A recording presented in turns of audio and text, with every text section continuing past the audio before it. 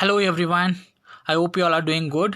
Today we are going to discuss a new poem, and the name of the poem is The Road Not Taken, written by Robert Frost. Okay, it's a very interesting poem. Okay, before we are going into the poem, let's discuss something about the title The Road Not Taken. What did you understand from the title The Road Not Taken? While seeing the topic itself, we can know that the road which is not taken by someone, right? And the road not taken. So here the poet says that the road is symbolized the meaning of life. So the poet says that the path that we don't choose in our life is the road not taken. Here the path refer to the different career options. For example, in everyone's life, one particular point of time we have two options, right? For example, after your 10th, you have to decide your higher educations. You have many options, but you have to decide according to your interest and your ability, right? For example, if you want to become a doctor, you should go for science department. If you want to become an engineer, you should go for maths department, right? So here also the poet says that the path which we have chosen decide our future and destination, right? So it will make an impact in our life. If you make a wrong decision, what will happen?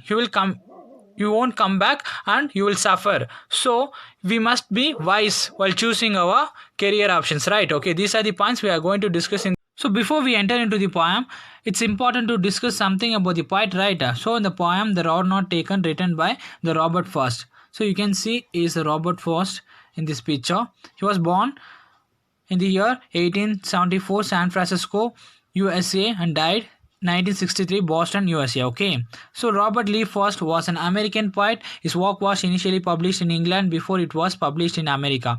So the Robert Frost's full name was Robert Lee Frost, and he was an American poet. And before he became popular in America, he got a fame in England. Okay, then one of the most popular and respected American poet of 20th century. So he belongs to the 20th century. Then Frost received 4 Pulitzer Prize for poetry. He was awarded the Congressional Gold Medal in 1960 for his poetic work. On July 22nd, 1961, Frost was named Poet Laureate of Vermont. Vermont is the place name. So these are the some awards he received for the poetries, right? So let us move on to the poem. Listen carefully. The Road Not Taken. First we'll see the first stanza. Okay. Two roads diverge in a yellow wood, and sorry I could not travel both. And with one traveller long I stood, and looked down one as far as I could, to where it bent in the undergrowth. So in the first line, diverged meaning is separated, and yellowwood meaning is forest. Okay, in the yellowwood also refers to the autumn season, because during the autumn season only all the leaves it will fall from the trees, right? And it will be in yellow in color. So from that we can know that the yellow wood also refers to the autumn season. So in the first stanza, the poet says that once he was walking down in the forest and there was a diversion. That means there were two different paths and he had to choose one out of them, right? So the poet says that he was the only one person, he could travel only one road. So he had to choose one out of them. So the poet kept standing there and looked at the path very carefully as far as he could see it. Because why? Before taking the path, he wanted to know how it was it suitable for him or not, right?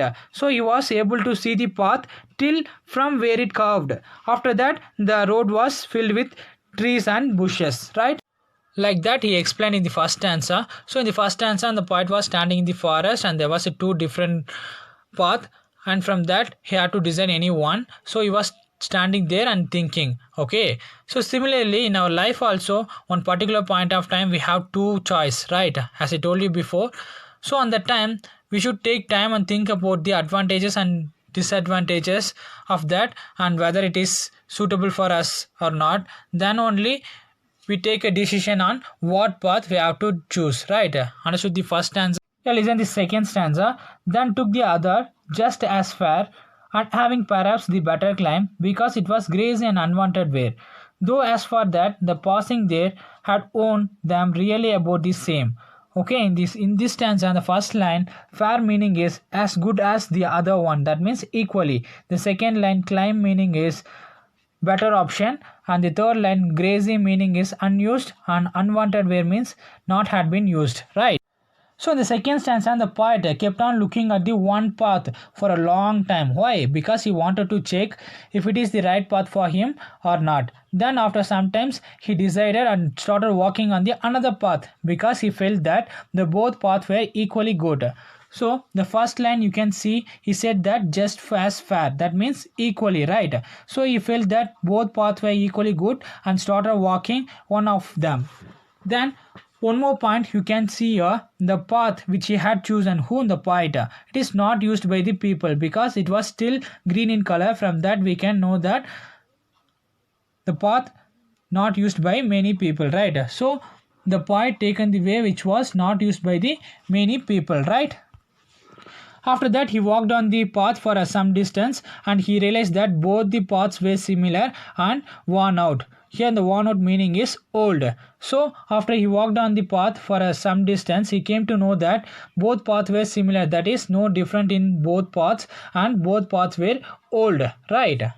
Like that he explained in this second stanza. So even our life, sometimes when we take any option or a path, in that all of them have some benefit, problem, challenges, right? So we should face them boldly without coming back. So like that he explained in the second stanza. So in the second stanza the poet taken the way which was not used by the many people, right? Let us move on to the third stanza. Listen carefully. And both that morning equally lay in leaves, no step had trodden back. Oh, I kept the first for another day, yet knowing how way leads on to way. I doubted if I should have a comeback. Okay, in this stanza, the second line, trodden meaning is walk. So in the third stanza, the poet says that both the path were similar in that morning. Similar means there is no different. So the poet says that during the morning time there is no different among the both road. Then he said that both path had leaves on them and no one had stepped on them because they were still green in color. Again the poet says that he decided that he would take one path now and he will keep the another path for the another day.